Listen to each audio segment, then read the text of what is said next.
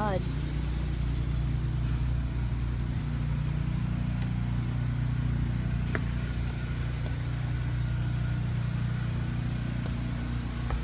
It was the prettiest little house before.